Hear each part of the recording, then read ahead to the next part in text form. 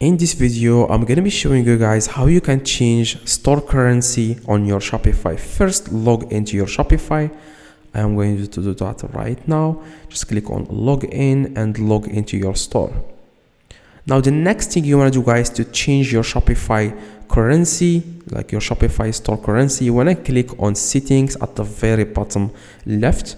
And as you can see, make sure you click on store details, okay? After that, you want to scroll down a little bit, and here you will find store currency. What you need to do, guys, you want to click here, and after you change store currency, you have to do the next steps, okay? Now you just want to find here the store currency. I'm going to find it. It's called, like, I'm going to add dollars.